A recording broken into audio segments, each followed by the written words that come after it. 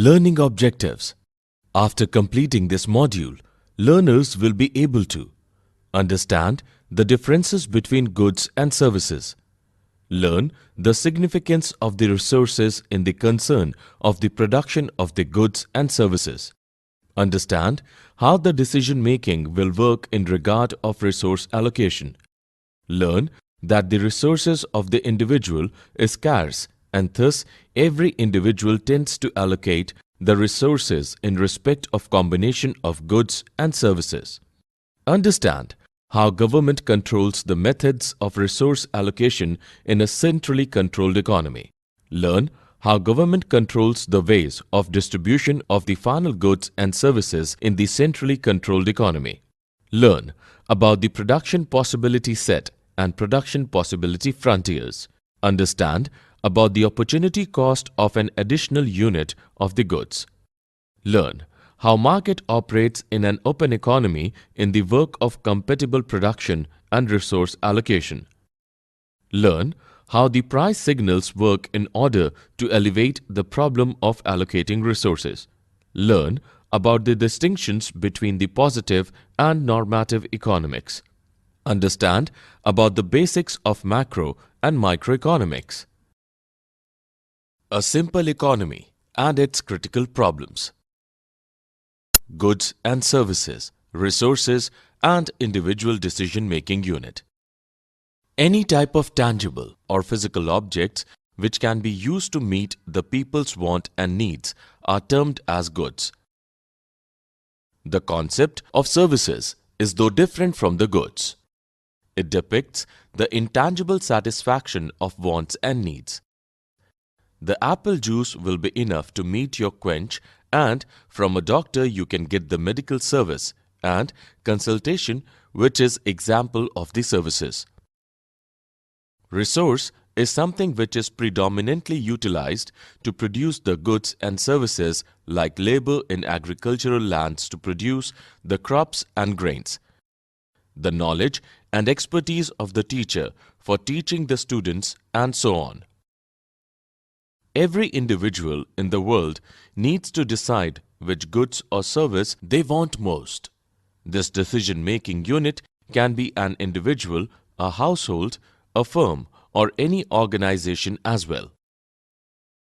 Resource allocation and compatibility of production. Production and its need are to be compatible with the demand of the respective goods and services, which creates the increase of the production in positive effect of the demand increment. Choice of the goods produced and production possibly frontier. There are several questions which arise in the perspective of the scarcity of resources and choice of the goods or services. They are: firstly, what are those products to be produced and how much? Secondly, the way to produce those products, and the third is for which group of the society those products will be produced. The collection of all possible combinations of the goods and services which are produced by the aid of specific amount of resources and through the supervision of specific genre of technical knowledge depicts the production possibility set of the economy.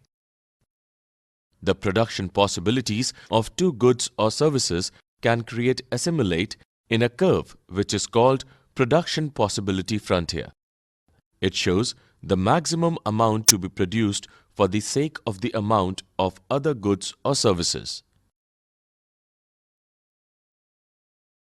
Organization of economic activities.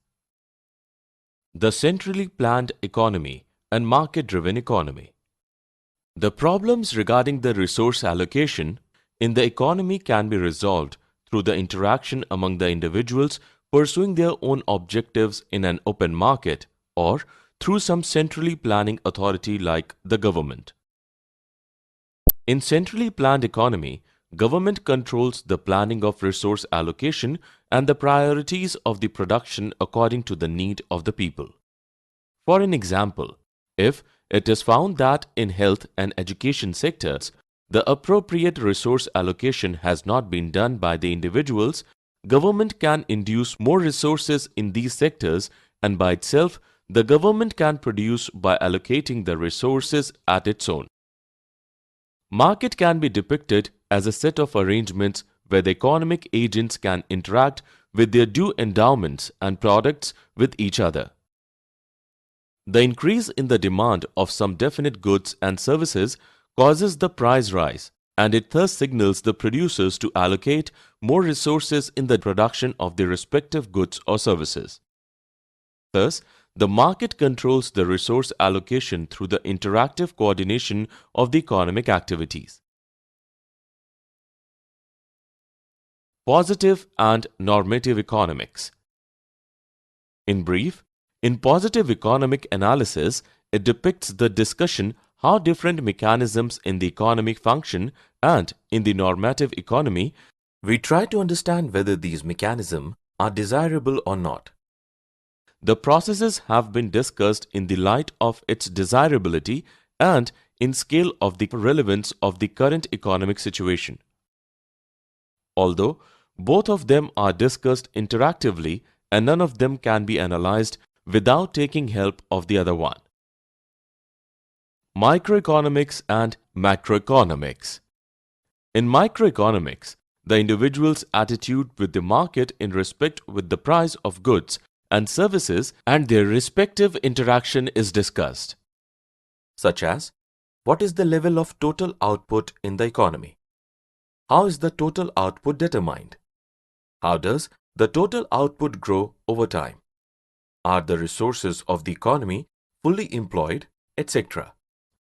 On the other side, the macroeconomics focuses on the aggregate measures of the output, and price level as a whole is looked after with a broader spectrum, such as total output, employment, and aggregate price level. Summary. Let us summarize what we have learnt. By goods, we mean physical, tangible objects used to satisfy people's wants and needs. The term goods should be contrasted with the term services, which captures the intangible satisfaction of wants and needs. As compared to food items and clothes, which are example of goods, we can think of the tasks that doctors and teachers perform for us as example of services. By resource, we mean those goods and services which are used to produce other goods and services. Example, land, labor, tools and machinery, etc. By an allocation of the resources, we mean how much of which resource is devoted to the production of each of the goods and services. The compatibility of production and consumption of goods and services holds for a country or even for the entire world. The scarce resources of economy have competing usages. In other words, every society has to decide on how to use its scarce resources. Every economy faces the problems of allocating the scarce resources to production of different possible goods and services, and of distributing the produced goods and services among the individuals within the economy. The allocation of scarce resources and the distribution of the final goods and services are the central problems of any economy.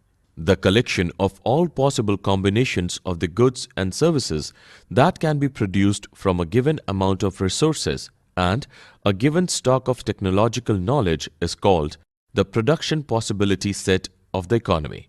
The curve gives us the maximum amount of goods or services that can be produced in the economy for any given amount of alternative goods or services, and vice versa, is called the production possibility frontier. There is always a cost of having a little more of one good, in terms of the amount of the other goods that has to be foregone. This is known as the opportunity cost of an additional unit of the goods. In centrally planned economy, the government or the central authority plans all the important activities in the economy. In a market system, all goods or services come with a price, which is mutually agreed upon by the buyers and sellers, at which the exchanges take place. The price reflects, on an average, the society's valuation of the respective good or service. The positive and the normative issues involved in the study of the central economic problems are very closely related to each other, and a proper understanding of one is not possible in isolation to the other.